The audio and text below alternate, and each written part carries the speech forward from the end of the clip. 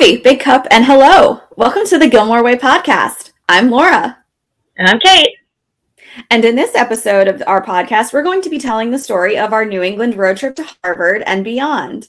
But before we get started, I just wanted to remind you to do a few of the basic YouTube-y things. Please like this video, subscribe to our channel, turn on that bell so that you can get notifications of our upcoming content, and please check out videos that we've already done in the past. Last week, we dropped our very first episode where we introduced ourselves. Go check that out if you're interested and would like to learn more about us. So this past summer, we took an epic road trip.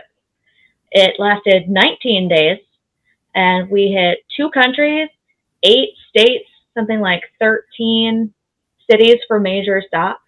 And this all came out of a love for Gilmore Girls, really, but there were a few other precipitating factors. So the TLDR version of how this all came about was that Laura and I were in talks to room together at a Game of Thrones convention in Ohio in April of this past spring. And, we had talked quite a bit already and were friends, but weren't quite as close as we are now back at that time. And planning that trip and this trip really solidified our friendship. And so while we were talking and planning for that trip, a friend of ours, a mutual friend, told us that he was coming over from the UK, and he was coming to Virginia for a conference, and that he was coming in June. And I was like, oh, I would love to meet him. He's coming from so far. This is probably going to be my only shot to meet this guy. He's a mutual friend who we play D&D with. And so I sort of thought to myself, like, oh, could I fly into Hartford or fly into Boston, somewhere cheap, and take a train to Virginia and get down there to meet him? And I sort of pitched it to Laura, like, road trip? And she actually kind of ran with it and agreed to it. And I sort of pitched it as we could do Connecticut and Massachusetts and, some of the places that are featured in the show. Maybe we could hit some Ivy League institutions and eventually end up in Virginia with our friends. So we hopped on a Google Hangout and we got chatting about it, and then we actually did what we said we were going to do. So yeah, it ended up being kind of spectacular how everything came together, where we both just realized that we had a lot of places in New England that we wanted to see, a lot of Gilmore Girls inspired locations that we wanted to visit, and just combining that with the opportunity to see some of our friends and meet people that we had never done before. It was pretty miraculous how this trip came together for us, but we wanted to take this episode to outline every aspect of that trip, show you what we saw, and just share with you the Gilmore Girls related aspects of it, and just also all of the amazing things and spots throughout the northeastern seaboard of the United States that we were able to experience. Right. All right. So let's get these photos up. So I made that binder cover in Canva like a true nerd, like the true Leslie Knope that I am. There was a binder. I did not even know that binder was coming. I was just surprised with it when I came to pick you up, but I was just gushing over it. Like, that is phenomenal. It was such a vibe, and it really embodied everything that we were about to do and see together. So yeah, it made me happy. It had numbered tabs and everything. It was extremely organized. We had a lot of things booked in advance, and so I had our parking confirmations and our tickets for the Library of Congress and all of that stuff printed in hard copy in that binder. Mm-hmm. So 23 cities, 19 days, 2 humans, 1 car. Yeah, it was epic. All right, so the first couple days, Laura drove up from New Jersey to come pick me up where I live in Ontario, and we started by driving out to my sister's house, and she got to meet my sister's dog, who is the light of our lives. And we went out for dinner at an Irish pub, and the next day we went to a brewery and hung out. And then the Sunday, the 19th, we went to Rogers Center to watch her Yankees play my Blue Jays. Yeah, we didn't even anticipate that, but it was just, again, such like a a just kismet thing that my team was playing her team at the same time that we were going to be there.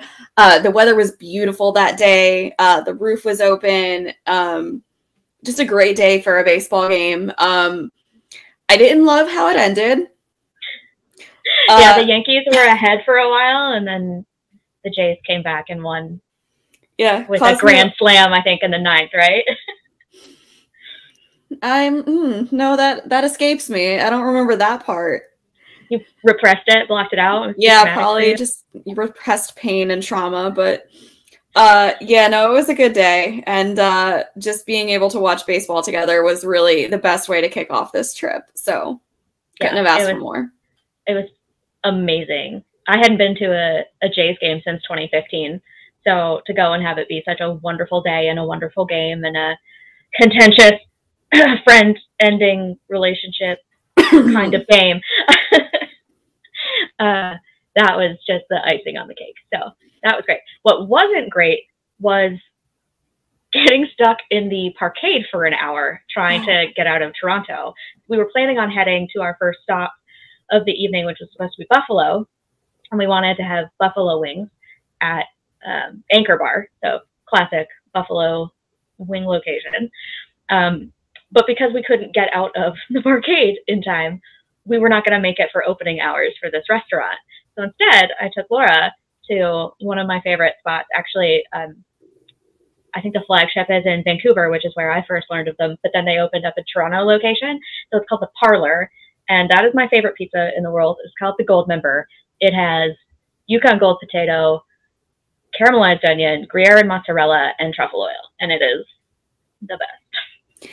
Yeah, I mean, I can have buffalo wings pretty much anytime I want to, but that pizza was just next level. The entire restaurant was just beautifully decorated. You can see in the photo there was this upside down piano hanging from the ceiling, which was just so much fun to look at. But the food was great, the drinks were great, and it was just a really nice way to wind down what was essentially like the first real day of our road trip together, just with carbs and beverages and yeah, just a spectacular restaurant, which leads us into where we ended up staying that night. This hotel is the Edward in Buffalo, and it is a beautiful hotel. I will recommend this space any day of the week to anyone who wants to go stay there. The staff is very hands-off, low-key. They're not going to be in your face with anything, but the rooms were just gorgeous. Even the dining area and just the open casual meeting spaces that they had were stunning with just how everything was laid out. I can't say enough about this hotel. It was one of the best ones that we ended up booking on this trip. Yeah, I've never been to a hotel with remote check-in, so that was really cool. Once we figured out how to unlock the doors, it was awesome.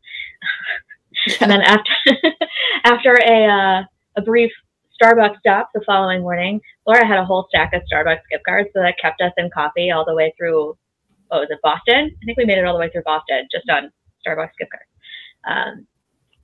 We headed from shipping up to Boston. Shipping up to Boston.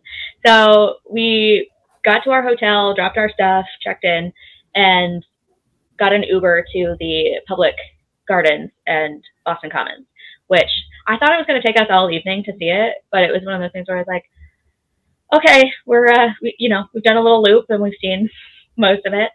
Now what? So, my big thing that I really wanted to see was Make Way for Ducklings, and I found it fairly quickly. And so we were like, okay, what shall we do? So we did that quintessential Boston bar. We found I was there on Beacon Street, right across the road, and we stopped and had some beers at Cheers. Yeah, I've never been there before either, but just an infamous spot, obviously, for anybody who has watched the show. Even if you've never seen it, you know of it. So that was really cool, just to relax, take a quick break before dinner, figure out what we were going to want to eat. And just, again, I'm all about, like, just seeing cultural and significant aspects of things that come from media. So that was a really cool spot to check out. And it was a good lead into the dinner that we had, which ended up happening at this place called the Green Dragon, Actually, we didn't have dinner there. You're right. They closed the kitchen early. We expected to have dinner there. Right. But it was one of those places. One, it has dragon in the title. And if you watched our intro episode from last week, go check that out. We mentioned we are both huge nerds. And so that was a big draw. But it also has all this historical context. It was a hotbed for American revolutionaries. It was like the headquarters of the revolution, according to Sam Adams.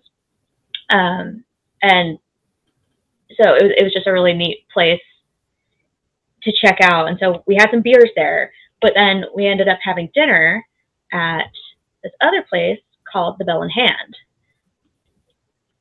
where I tried lobster for the first time. I'm a vegetarian, for reference, and I'm a lifelong vegetarian who's never really liked or eaten a lot of meat. But I always said that, like, I might try lobster. I was just really curious about it. And so I had a bite or two of that lobster roll before determining that the texture was not for me. So, yeah, but I was proud of you for trying it. You gave it its fair due. You know, again, I could see how the texture is problematic, but I thought it was delicious because I ended up taking it from you after you decided that you didn't want it anymore, and I was just like, I'll eat that. But dinner was great. What was a really fun surprise about having dinner here was that they had a live bar that was playing that evening. So after we finished that, we left our table and we walked back into the main area of the bar and the restaurant where this band was playing. And we ended up just being able to dance and just enjoy about an hour of live music. And just unexpected surprise, but the singer was phenomenal. The drummer, I think, was what really got me. But yeah, just it's so nice too. Just, you know, after COVID and not being able to travel a lot, and just then being able to get out, but also hear live music. That was just a really great end of the night for us, I think. Yeah, it was a ton of fun. We ended up staying out way later than we intended, which gave us a bit of a later start the next day, but it was fine. We just sort of adjusted our schedule and moved on. But one of the places that I was dead set absolutely on seeing, despite the fact that I got us a little lost on the way there, was the Boston Public Library. So that's me sitting at a desk looking like I know what I'm doing. I mean, you kind of do, but that library, that library was stunning. Like, it's just okay. Like you have to be amazed when you go into these places by the architecture and by how these buildings are built, because we don't build that way anymore. And it's heartbreaking. And I wish that we did, because just goodness gracious, was the interior just amazing to look at. I mean, aside from the books, just again, how it was built, how the grounds were laid out, how the courtyard was laid out with the fountains, everything about it was just breathtaking. Yeah, we hardly saw any books at well, I guess we saw some books at the Boston Public Library. We saw more elsewhere, but yeah, that Italian courtyard that picture doesn't do it justice. Go see it. It's amazing. Mm-hmm. Just a few random Boston shots. I tried the OG Boston cream pie from the Omni Parker Hotel. That was awesome. It tasted kind of nothing like I thought it would, but was incredible nonetheless. Very rich, but good. Mm-hmm. And then ducklings, make way for ducklings. And then that's the Massachusetts State House and the revolutionary statue outside of the Green Dragon. So very fun. Yep. One thing that we did want to see that I'm disappointed that we didn't, but we'll have to go back and try and find it again, was this potato monument that is apparently just weirdly located on the underside of a bridge. Yes, the Millers River Potato Monument. We plugged it into the GPS and we were on the bridge driving over it, and it kept telling us that we were there. We were like, we're on a bridge. Yeah, so we circled back about 3 times just trying to get to the underpass, and it just kept on misdirecting us. And then finally we had other places that we wanted to see today before said venues closed. So we had to put a kibosh on the potato monument. We hope that the potato overlords forgive us for this. We will be back to pay our due respects. But also, just Boston needs to get it together with traffic patterns. I'll say that. Yes, I think that might be the problem with trying to build a modern city out of, while keeping original roads that are hundreds of years old. It was a little rough. Yeah. All the one-way streets and the the circling and not only that, but it was like the time of day when children get out of school. And so it was just busy traffic wise. So it was a little rough, which means we made it to Harvard a little bit later than expected. But, you know, obviously the road trip to Harvard is a big deal in season 2 for Rory to finally see this place that she's been dreaming of her entire life. And it was so serendipitous that they took this little road trip. And so obviously took a picture of the gate, like the one that they stood outside of, although that one I believe is at Pomona College in California. So this is the real deal. And then I think they used a different building in the episode because I was just watching it back and it looks different than this, but I think the building that they used was meant to approximate this, which is the Widener Library, which is the flagship library in Harvard Yard. It's home to 3.5 million books, including another Gutenberg Bible. We saw 2 on this trip. They're still coming down the line a little bit. We unfortunately did not go inside to view this one. I could have been 3 for 3, but I think we were a little late for that. A little disappointed. But in the road trip to Harvard episode, though, Lorelai cites the Harvard library system having 13 million books in more than 90 libraries. And that number has now increased to 20.4 million items across 70 libraries. I'm not sure whether they've restructured or consolidated some of their institutions, but yeah, they remain the largest academic research collection in the world. So it was cool, even though we didn't go inside, just to be in the presence of that. Yeah, so, and not so fun fact, the Widener Library is named after Henry Elkins Widener, who died in the sinking of the Titanic. I did not know that. Well, now so you do. I'm learning something new every single day as well. Yeah, that's Harvard for you. The smarties at Harvard. Yeah. And then this is the Houghton Library, which is home to the rare books and special collections at Harvard. And we got there literally just as they were locking the door, which was unfortunate. I was really hoping to see the inside of this one because rare books and manuscripts is kind of my jam. I'm an antiquarian bookseller and cataloger, so this was high on my list. But when we go back to pay homage to the potato overlords, we'll try to time it better for me to actually get inside. Yeah, we will absolutely make it here. Again, aside from the missteps of not being able to get to these places, I also have to just take the time to appreciate the beauty of the Harvard campus. The grounds are so well maintained. Again, I can't speak enough on architecture. And Harvard, as you can see in this slide, has some of the world's smartest squirrels who will pose. You just ask them to pose for you and they will. This one was just up against the tree and he was just like, I know what you're here for. But yeah, just everything about the campus was great. Yeah, I would go back just to walk the grounds again. Yeah, I definitely need to go back to Harvard and spend more time there. We really only spent like 2 or 3 hours, I think, in total there. We meant to go around lunch, but because we woke up a little later than anticipated and it took us so long to see the BPL and grab lunch and all that kind of stuff, we didn't make it until nearly 3 or 4 p.m. So we need to go back and see a little more, but it was still a ton of fun to do it regardless. Yeah, like Harvard Yard, come on. The John Harvard statue, that's the Memorial Church. Just beautiful, classic architecture. And that the first place we went, actually, when we went to Harvard, was the bookstore because I needed merch. And then one of the last places we went was, we walked by Dunster Street, which is the infamous location of the Halloween party in Legally Blonde, where Elle dresses up like the Playboy Bunny, but nobody else wears a costume. So, yeah, had to memorialize that. Yep, doing her thing. At the end of the day, you just wind down, go buy a MacBook, get revenge on the people that have wronged you. Yeah, classic. Yep. And then, yeah, we stopped for cannolis at Mike's Pastry, which was amazing. I loved mine. I know Laura wasn't as happy with hers, but I really enjoyed mine. I think the cannoli was good. These cannolis were massive. Like, I was expecting your typical size cannoli, and then they bring out this jumbo thing, and it was just like, I don't even know how I'm going to eat that. So I made it through, I think, half of it, and then just, I was full, and I was like, I can't do it anymore. but the cannoli itself was great. Yeah, it was huge. And then, of course, we have the John Weeks footbridge, which is featured in that opening. Well, when Elle gets to Harvard and Lisa Loeb is playing in the background, that song plays in my head every time I see that.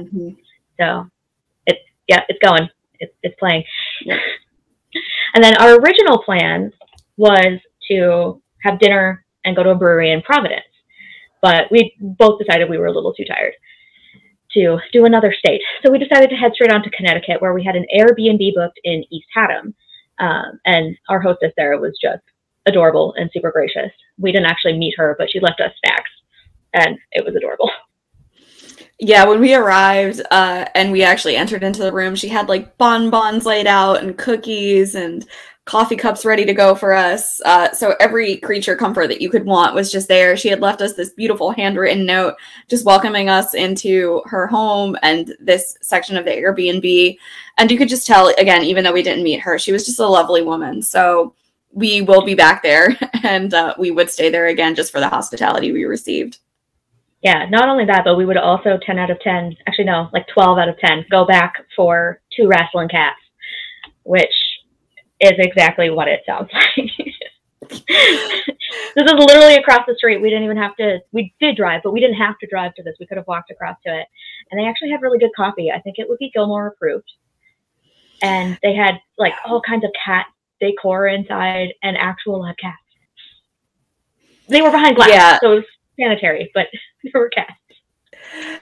Yeah, it's there was a section in the back area of this house where you can actually just, there was this full glass paneled window where you could look in and just see about half a dozen cats roaming around and just living their best life.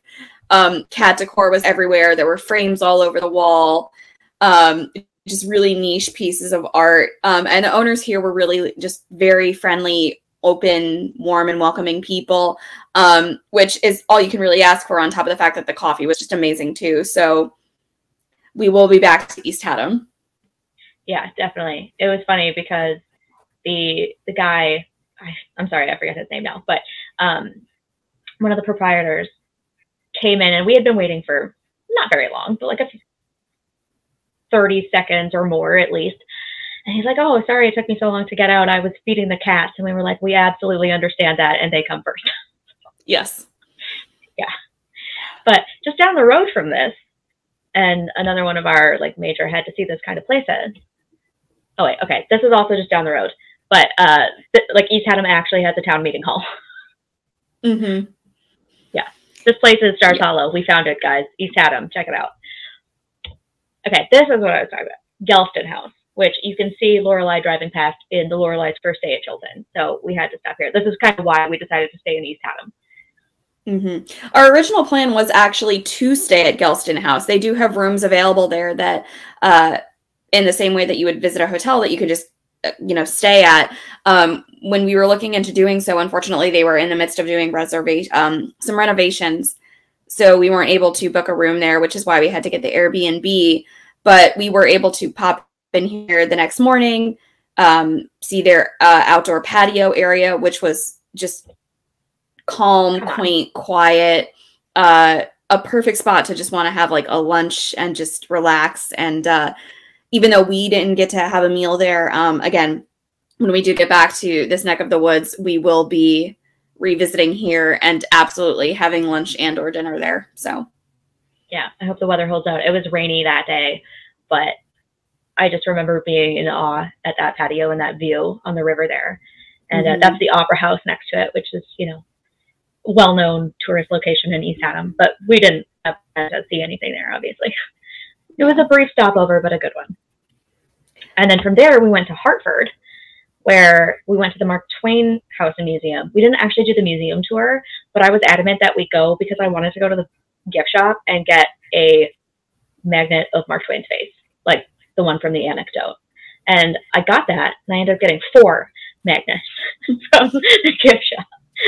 I got a Hartford one, a Mark Twain one, a quote from Mark Twain saying, "Clothes make the man. Naked people have little to no influence on society," which I love. And I got one of The Cat in the Rough, which is this famous painting that I guess was on his mantle at some point. if memory serves. Yes, it was. Yes, that's yeah. Just like nobody knows who painted it or how he got it or why it was there, but it became a thing within his legend. So I thought it was cute, and so now it's on my fridge. And then on our drive to Litchfield, where we just stopped briefly for coffee, we spotted a Jeep, and we were like, it's a sign! Yeah, lots of signs on this trip, and we've even seen lots of signs as we started this podcast. Just more Jeeps, more Gilmore Girls references that keep popping up in our everyday lives. But yeah, just another fun little weird thing that happened in Connecticut that just really had us feeling all of the Gilmore vibes. So, and now the place where it all began. The Mayflower Inn and Spa. Wait, again, we didn't go in. We literally just drove down the driveway in the rain, and it's one of those like really narrow driveways where if somebody was coming the opposite direction, we would have been in trouble. It felt really sketchy too because there was a sign outside that said closed for a private event. Yeah, it looked like they might have been having some sort of wedding or something going on there that day. There was definitely a large scale something that was being planned for. There was no one around when we were there aside from, I think, one lone employee that we saw who just looked at us almost as if to say, like, what are you doing here? But it was also at the time that we rolled up there, it was very rainy, so we didn't want to be out of the car too much anyway. So we really quickly just snapped some photos, just appreciated the building for what it was, for the motivation that it provided Amy to give us this amazing show that we've been blessed with. And then we were able to just move on with our day. But hopefully, if the weather cooperates in the future, it would be nice to get back here and actually spend more time walking around and seeing it. Yeah, look at how gorgeous it is, even when it's rainy and miserable. Yeah. It's expensive to stay there, though, so, or even eat there, I think. So, but maybe someday. So that's Washington Depot, Connecticut. And then we loop down to neighboring Woodbury. It's not a Gilmore Girls road trip in Connecticut without a cute little diner. Yeah. Diner food is the best. I will have a bias and say that New Jersey diner food is supreme, but this particular diner held its own. It was just a great midpoint to the day. The food was excellent. Again, vibes with what we were trying to do on this road trip and getting the whole Connecticut Gilmore experience. But yeah, diner food. Yeah, this place was adorable, and I actually finished my entire meal. I don't know whether to be impressed with myself or feel a little bit like, ooh, really? Nope. But just that was a lot of food. Just impressed. Just impressed. Those pancakes were big. That was a Gilmore feat in eating those pancakes. So. Exactly, which is why, like, you held your own. You did it the Lorelai way. So you're right. I should be impressed with myself. Yeah. Pat yourself on the back. Lorelai and Royer would be proud. Yes, that is true. And then we made it to yet another holy grail. I've been dying to go to the Beinecke for a long time. It was just okay. It was just okay. And we say that in the most sarcastic way that we possibly can, because I think we might have some similarities in the places that we would say were just highlights and the best places that we saw on this trip, and our favorite spots. This will definitely, for me, and I think for Kate too, it's top 3. Wow, just, I didn't even know what to expect going in here. But again, beautiful. The second you walk in, you're just captivated by the lighting, by just how all of the books are laid out, how everything is presented. They had a ton of things on display in glass cases. Everything was just ornate and gorgeous. And I cried. Yeah, there might have been some tears from her. I thought it was going to be me. I thought I'd be the one crying, but I held it together. But yeah, it's a really neat building architecturally too, because the outer walls are actually made of a very finely milled marble. And it's unfortunate that it was raining when we were there. I was really hoping we were going to get a sunny day, because when it's sunny outside, the light comes through in a diffused way to provide some like natural light and warmth. but not be so bright as to damage the books, which is really cool. So yeah, very cool. And then that there in the picture is a first printing of the Declaration of Independence after its ratification, one of 26 known surviving copies of nearly 200, or of 200, printed by John Dunlap in Philadelphia on July 4th, 1776. Yeah. Very cool. And they actually have facsimiles of it that you can take home for free. So that's fun. Yeah, and again. Yeah, go ahead. No, okay. Do we even need to like explain what this is? Probably, but the Audubon. I mean, yes, this is John Audubon's Birds of America. It's an elephant folio.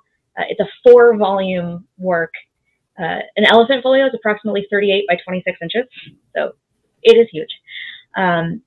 It documents more than 430 species of American birds in life-size prints, making it not only an important work of natural history, but in a significant work in bookmaking and bookbinding itself. Just the scale of the art and the production required for this book is it's epic. Yeah, it's crazy. I was very excited to see that one as a book nerd. Mm-hmm. And then the Gutenberg, one of the earliest examples of movable type, which changed the face of books and history and knowledge and literature. So it's not important or anything. I didn't cry a little. No, the Gutenberg Bible has zero significance in history. It was just there. We didn't know what it was. No, but this was actually really spectacular to see and behold. This was the first one that we saw. We did see a second one, which will come up a little bit later on. We'll show you that one too.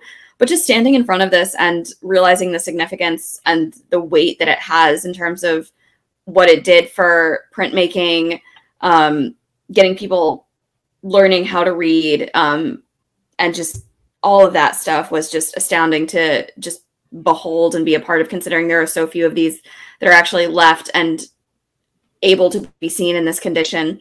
But then on the right, you see what was the thing that put me over the edge and led me to actual tears, which was real life Oscar statuettes. These are Oscar statuettes that were given out in the 1920s to Cleopatra, The King and I, really infamous and groundbreaking films that were being released at that time.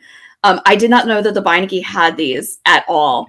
So that's definitely what had me getting emotional, was just seeing these there and knowing what they meant to the filmmaking world, which is something that I'm passionate about.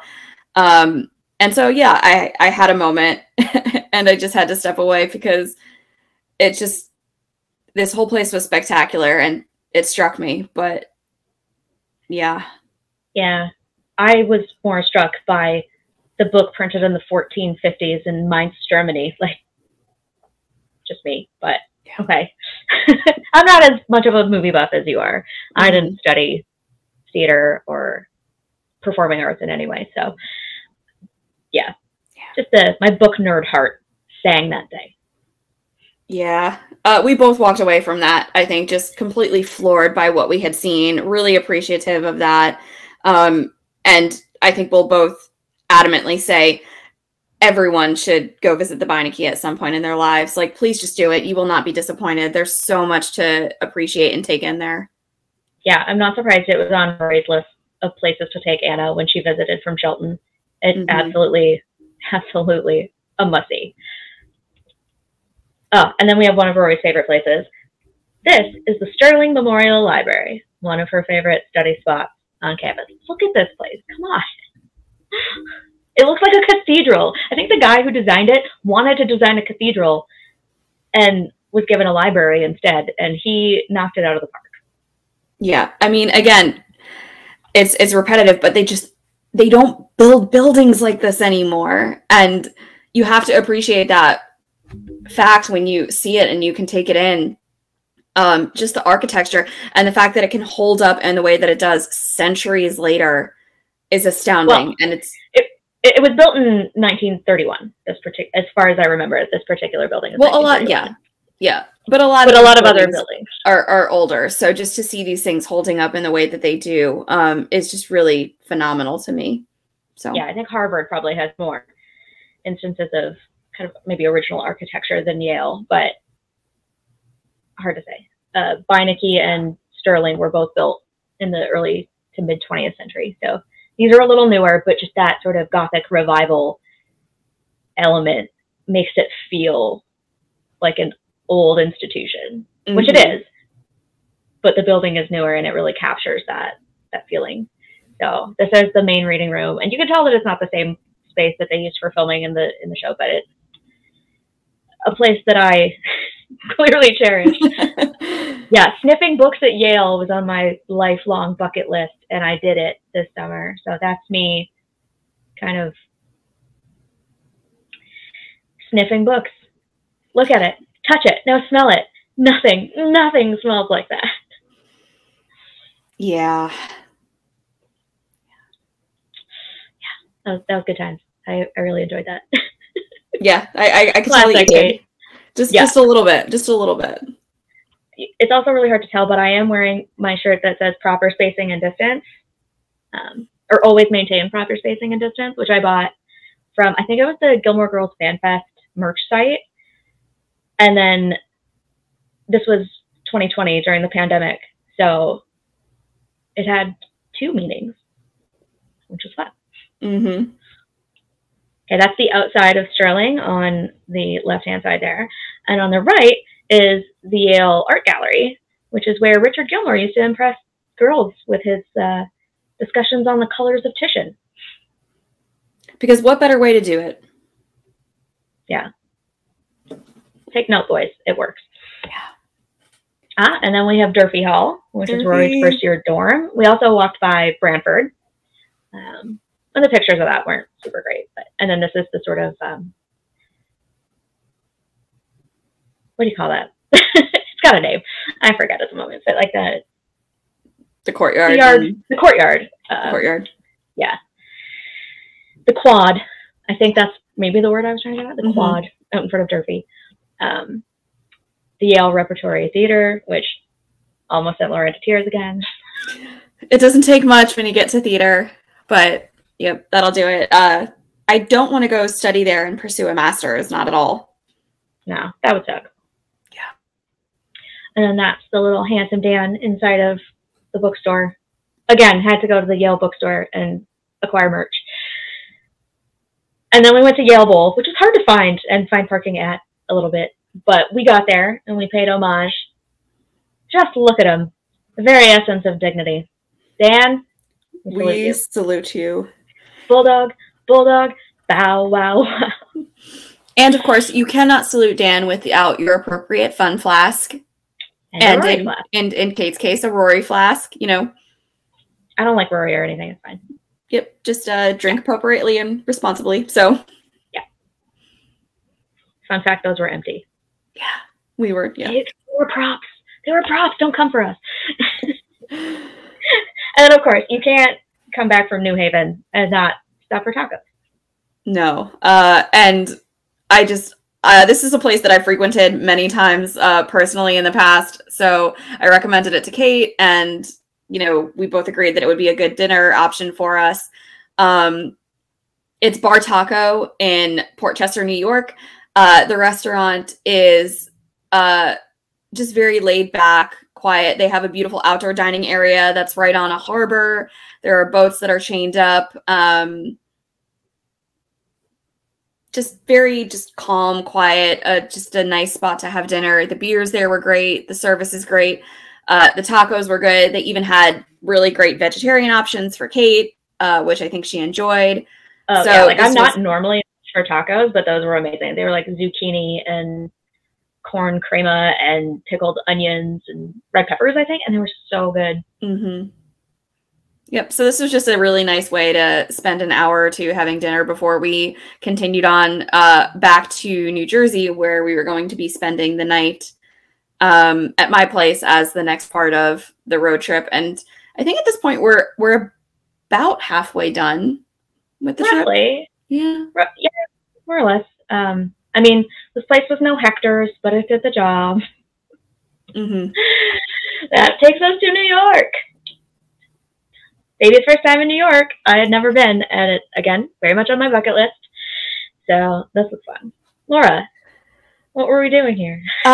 We were not repping the Bronx or whatever. We were not in Babe Ruth's house. We were not going to see the greatest team in Major League Baseball, bar none. Yeah, I see you over there. But I said what I said. So Kate had never been to Yankee Stadium. We both are huge baseball fans, so I thought it was only fitting that while she was here in New York visiting, that we go enjoy a Yankee game together. This particular game, they were playing the Houston Astros. I will not call them what I really want to for the sake of censorship. For the sake of keeping this PG, we'll just call them by their name. Yes. But this was a really great day. Again, the weather cooperated. Well, it rained a little bit, but it stopped. Yeah. But it was just, we had tickets right on the first baseline. The Yankees were able to pull off a spectacular bottom of the ninth inning win with a walk-off home run by one of my favorite men on the team, Aaron Judge. And the whole stadium just completely erupted when he had this walk-off single that drove in the final game-winning run. So that was just a really cool moment to experience. And I'm sure you appreciated that as well, just being in the Bronx for a game like that and having it play out that way. Yeah, it was like the energy in the stadium really tampered down a little bit when we were behind. But when Judge walked off, it just erupted. And New York, New York played on a loop, and it was just the best energy. Mm-hmm. And so, of course, we had to follow. Oh, yep, there he is, the man of the hour. There he is. Aaron Judge. I took a lot of pictures with him. Yeah. I mean, it's fair. You know, he's only one of the greatest players playing the sport right now. So, yeah. Yankees win. Yankees win. But of course, we couldn't go to bed and not follow that evening up with an infamous New York style pizza pie, which Kate, up until that point, had never tried New York pizza, but we were able to really, luckily find a joint back in New Jersey that was open until like 1 in the morning or so. So we actually rolled up into here around 11:30, ordered a pie to go, brought it back to my apartment, and just tore into it at like midnight, just winding down, coming off this epic win. And yeah, just amazing pizza. Yeah, I think we sat on your couch and ate that and watched South Park. Just awesome. That sounds about right. Yeah. So good. Yeah. Yeah, and so then after our brief sojourn in New Jersey to do our laundry and hang out and go to the Yankees game, our next stop, just for a brief coffee stop, bathroom break on the way through, was Princeton, which word on the street is it's a slacker school. I don't know. But it was pretty. So yeah, we didn't spend too much time here, but it was nice to just walk around, see another Ivy school. We did pop into one of the gift shops that they had.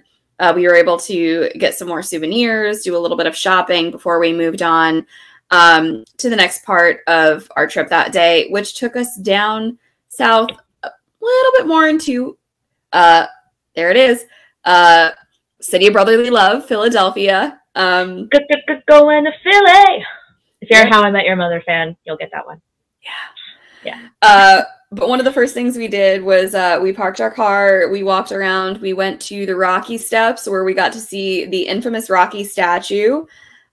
Didn't climb the steps because didn't have the most energy, I think, for that at that time of day.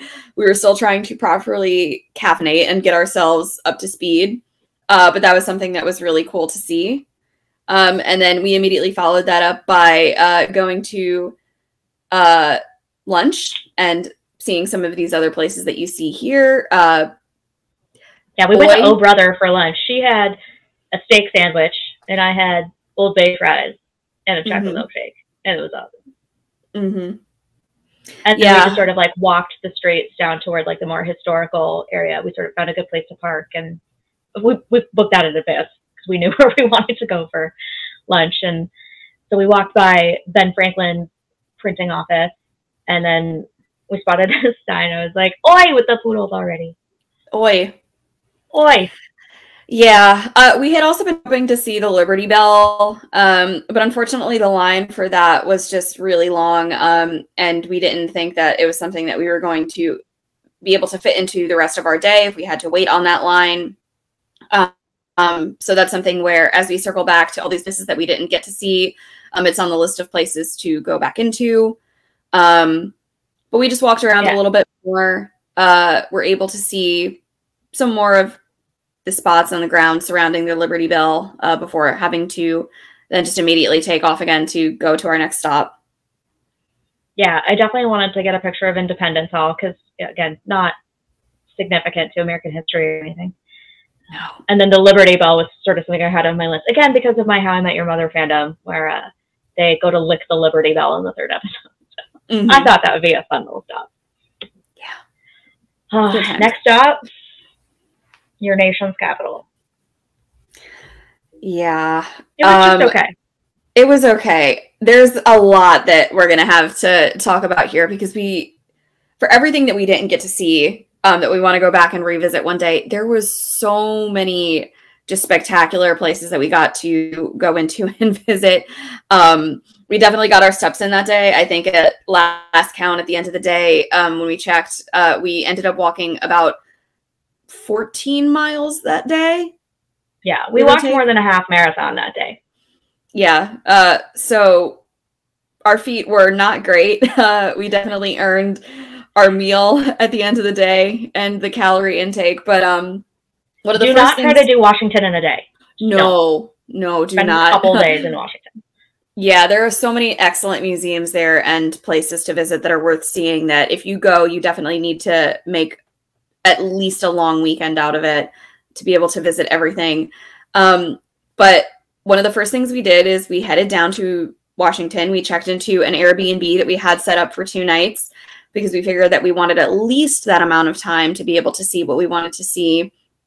We kind of just chilled at our Airbnb the first night. But then the next morning when we woke up, one of the first things we did was immediately head to the Library of Congress, which for me personally, this is going to take the #1 spot out of like throughout the entire New England road trip. And I love Gilmore Girls and I love seeing all the places that are relevant to the show. But the Library of Congress will hold the #1 spot in my heart for me as like the most amazing thing that we got to see that entire trip. It is stunning. I knew it was going to be cool, but I did not expect this like Renaissance revival architecture and just the sheer scale of the place. It is just unbelievable. If you're ever in Washington, you have to do this.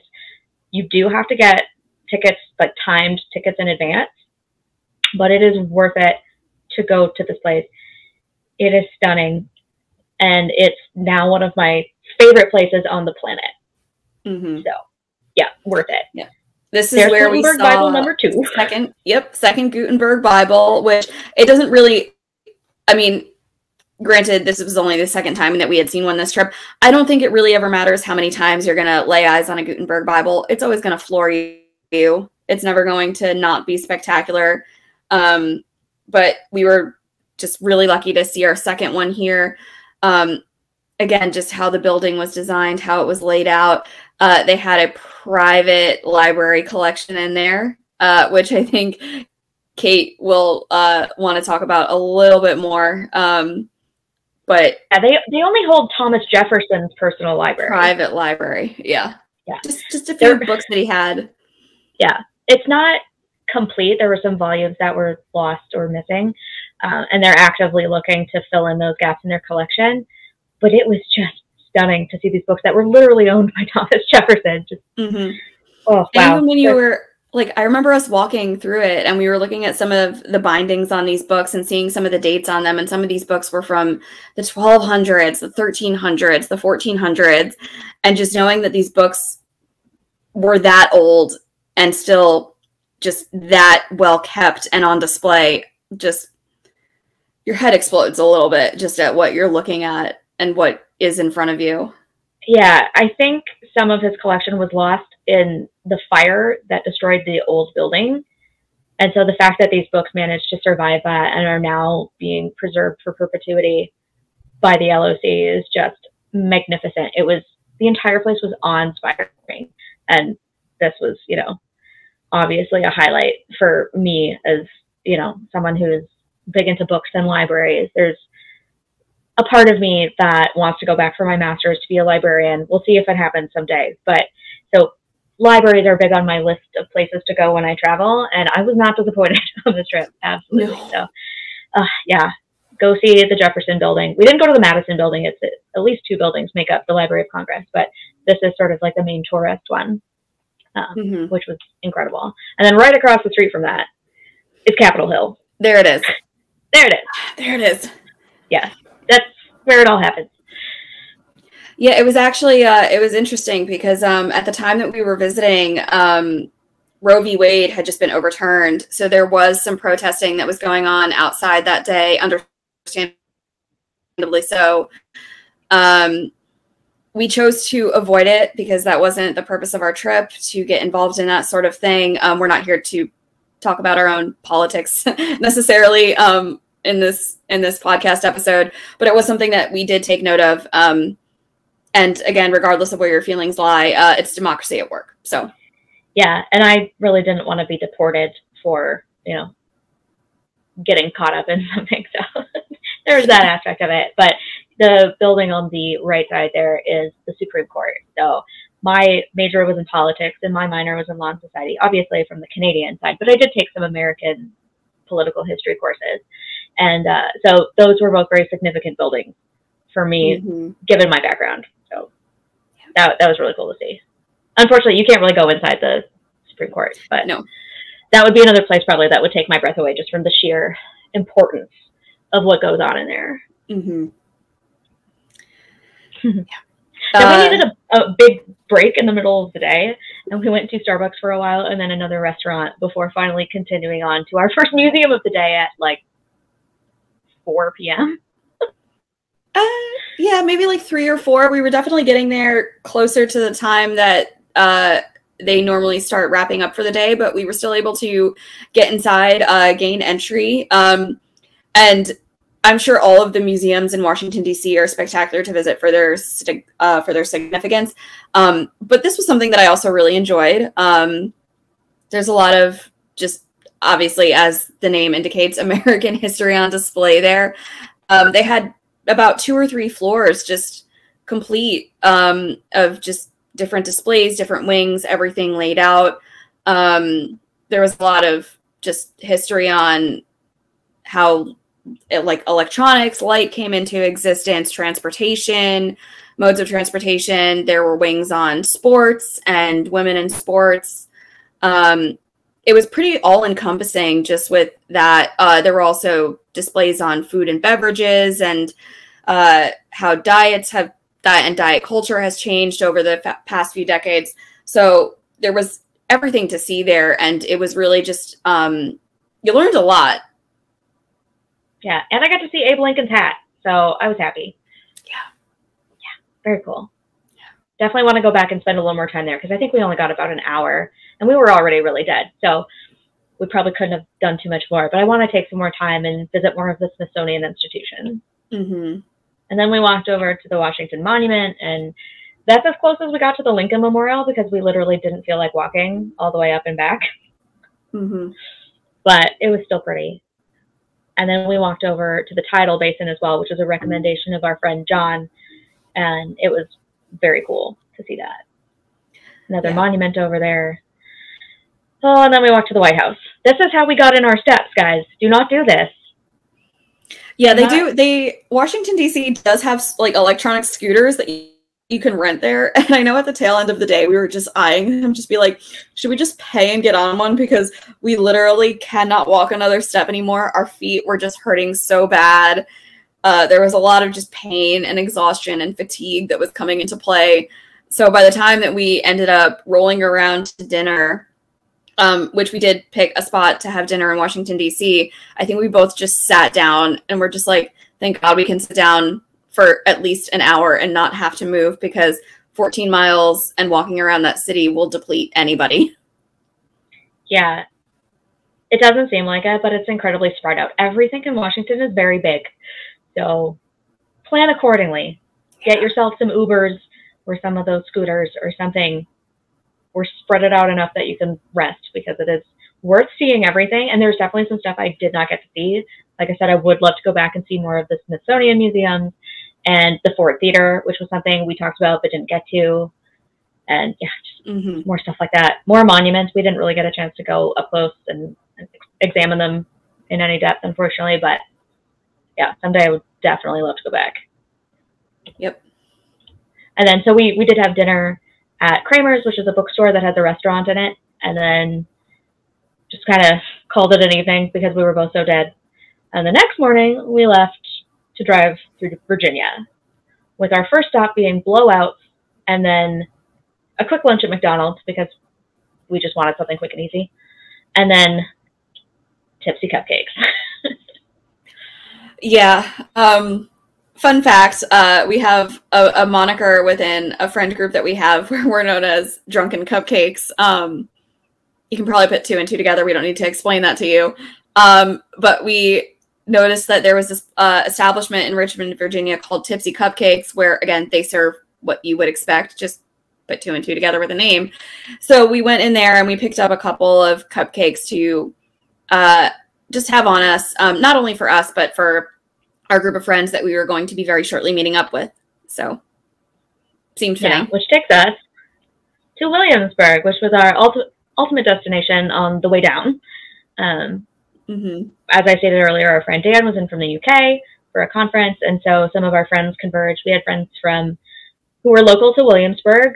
One was from North Carolina, one came in from Florida, Laura from Jersey, me from Canada. And so we all converged on this Airbnb.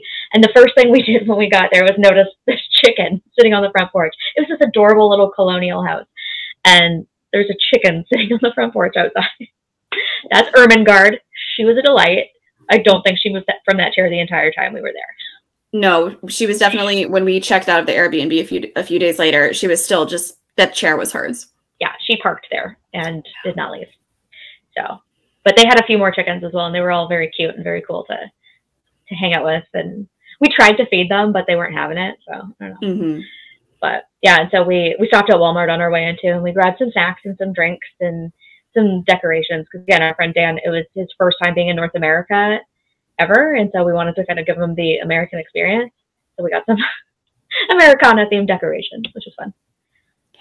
Oh, this was my first time playing Dungeons and Dragons in person. We didn't play for very long. We spent most of the day creating characters, but that was fun. Yeah, we've been playing D&D quite a bit amongst our friends group, but we always do so over Zoom. We're never able to actually do so in person. So this was just a really cool way to spend the afternoon, just playing in the same room with these people, and just being able to bounce off of each other and have a different experience in that way and play with each other. Just one-on-one like that.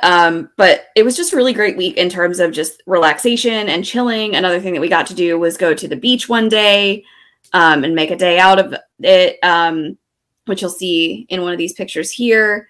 Yeah, that's Virginia Beach on the Chesapeake Bay side. And like, you know, there were other things that the gang did.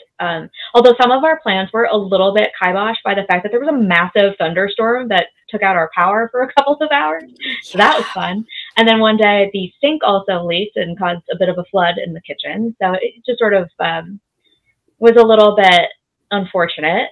Took some time out of our exploration and relaxation, but ultimately it was a ton of fun, and it was just great to see all these people again in person. I met some of them. Oh, we met some of them at Ice and Fire Con back in April.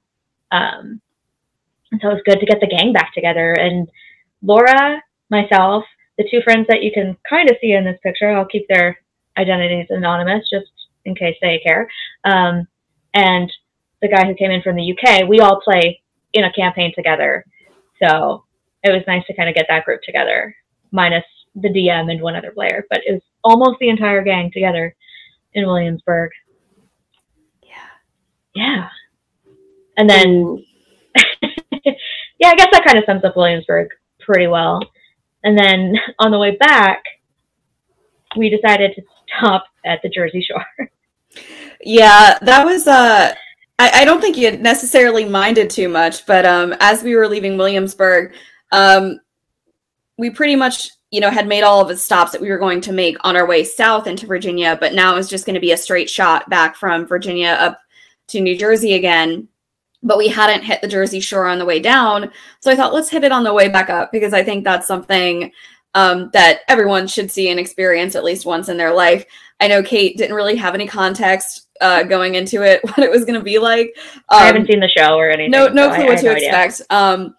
But don't let the show and the characters on that show fool you. Obviously, what you can see here on the left is the Jersey Shore house. Cabs are here. Cabs are here. Sonokwi. Sonokwi. That was on the show. That's where they stayed. And then on the right-hand side, you can see the Seaside Heights Boardwalk, which, you know, just has something for everybody. There's like dozens of arcades that you can go into, a lot of games that you can play. They have rides. They have rides for children, rides for adults, a Ferris wheel. They have an entire like sort of gondola system where you can just go ride and be over the water and over the beach. All of the it's right on the Atlantic Ocean. Yeah, I got so slapped in the bottom half of my body by the Atlantic Ocean by trying to like stand in the surf. Yeah, got my jean shorts all wet. That was fun. Mm-hmm. But you will also, there's just a ton of eateries on the boardwalk. You can get, you know, all of your classic boardwalk desserts. You can get Zeppelis, which Kate did experience for the first time, and I think her expression there just tells you it's like an out-of-body experience. Zeppelis are amazing. Yeah, incredible. I also had the best pizza of my entire life at, I think it was called Jimbo's. Jimbo's.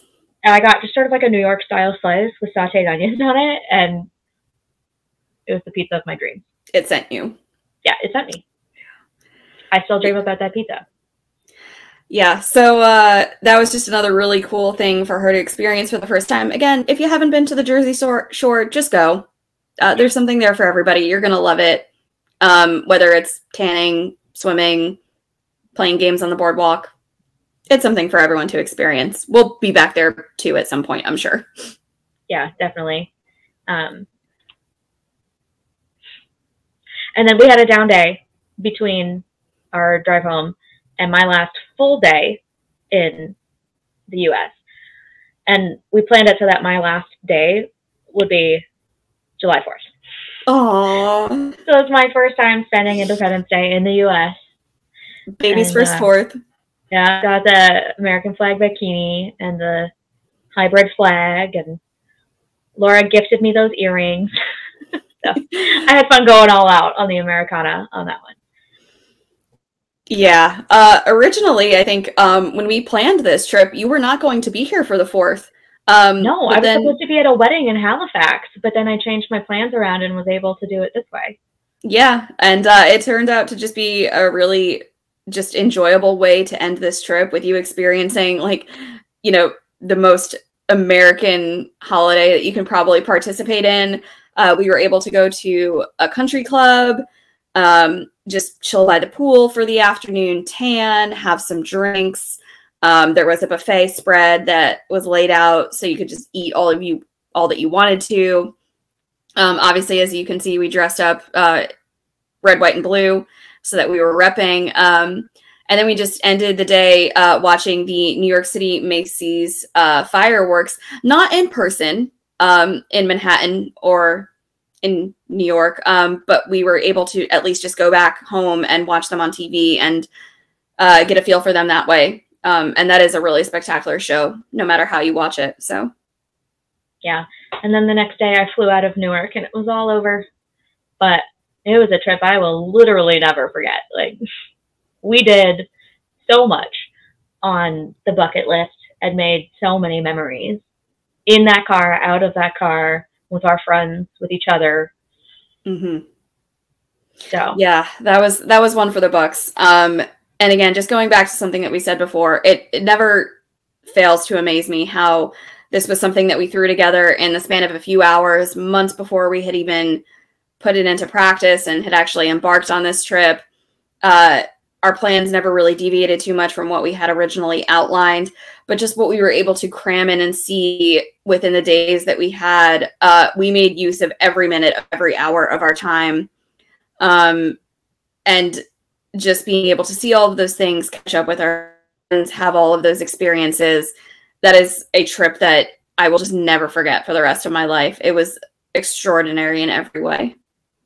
Yeah, it was just wild how, you know, one Google Hangouts call, and we had sort of a little calendar made up in a Word document with a proposed outline of what we would see each day and in the lead up to Williamsburg, and how we stuck to that. Originally, we were supposed to, I think, see the Jays play the day before or something, but the timing worked out better for us to go to Sunday, which meant we probably wouldn't make it to Albany where we had planned to stop. And so we decided to go the Buffalo way instead. And it was funny because it was, what, like 10 p.m. or something at the Peace Bridge, and we're trying to cross the border. And we told them we were going on a road trip. And they were like, to Buffalo? You guys are road tripping from Canada to Buffalo. Yeah, no, there's a lot of good times on this trip, a lot of good memories, a lot of good, just weird moments like that just stay with you, but spectacular. We were exhausted at the end of it, understandably. There was definitely a recovery period that needed to happen, but that was one for the books for sure. I had moved like 2 weeks before we left for this trip. And so I was exhausted from that. And then we did this, and I got back and still had to finish setting up my new apartment. So it was quite a month for me, but again, something I'll literally never forget, because, you know, the other kind of interesting thing that happened on this trip was, you know, that friend I mentioned that came in from the UK? Yeah, he and I are dating now. So I've heard a little bit about that.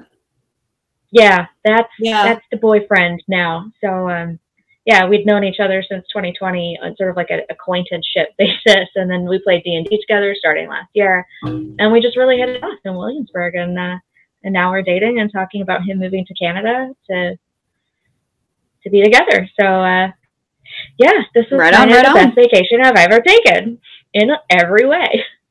Yeah, I can see why. Yeah. It was a good time. Yeah.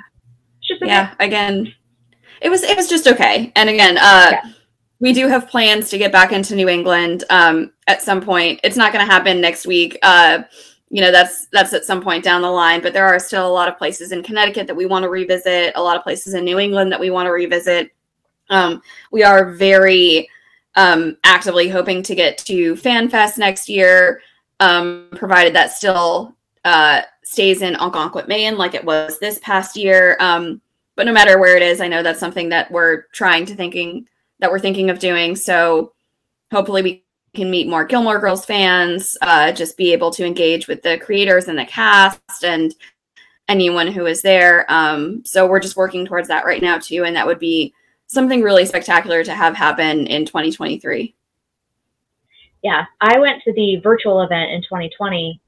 I really wish I'd been able to go in 2019, because that was the year they did both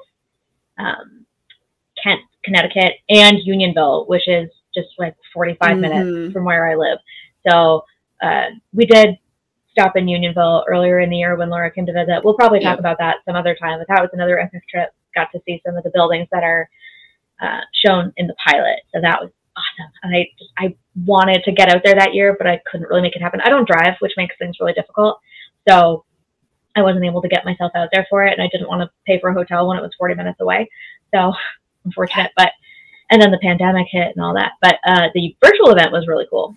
And so I'm really looking forward to finally doing an in-person event, especially now that we're like really trying to build this community here with the podcast. So very much looking forward to next fall, and hopefully there might be some fan fest in our future. Yeah, if you're watching this and you're planning on going next fall too, you know, let us know. We'd love to be able to start just making more friends within this fandom community, meeting you, getting to know you a little bit better. And we really are hoping that we're going to be able to make it ourselves next fall and see you there, no matter what city it ends up taking place in. So, yeah. Well, I guess that's all she wrote for this trip and now this podcast episode. yeah, I think we can call it here with this one. We will be back next Friday. Next Friday, we're actually going to start doing really deep dives into these episodes now. We're going to start, obviously, with talking about episodes 1 and 2 within season 1, but our focus there is going to be on the pressures on gifted students and what they are facing as they try to navigate the waters of high school, trying to get and gain admission into college and universities, and just seeing what the residual effects can be on the pressures that they face stemming from educators, from parents, and just delving more into that aspect of what those 2 episodes give to us. Yeah, I think we get the perfect example of that in Paris Geller when she gives Rory the laundry list of bad things that happened to high school valedictorians. Yeah. For just sure. in case you missed our intro episode last week, we sort of explained that our general format will be talking about anywhere from 1 to 3 episodes a week, typically 2, but sometimes it'll be a little more, a little less. And then we're going to pick an overarching theme to dive deep into. So that's how it's going to work from here on out for most things. And then we'll probably have mid-season breaks where we do a special episode, and we'll do season wrap-ups at the end, followed by a character deep dive for each season. And then we're going to cover the revival and any other topics that tickle our fancy once we're kind of done with all of that. But so that's the podcast. Welcome. We're glad you came. We hope you enjoyed this little story time. Just a reminder, please like, subscribe, turn on the notification bell if you want to keep getting updates about when we post. And if you want to follow us on social media, you can find us on Instagram at Gilmore Way Podcast, or on Twitter at Gilmore Way Pod, or you can send us an email to thegilmoreway@gmail.com. Yes, please feel free to reach out to us in any one of these ways. We'd love to converse with you and get to know you better as an audience. And that being said, we'll see you next Friday night for dinner. And we look forward to that conversation then. Yes, bye. Bye.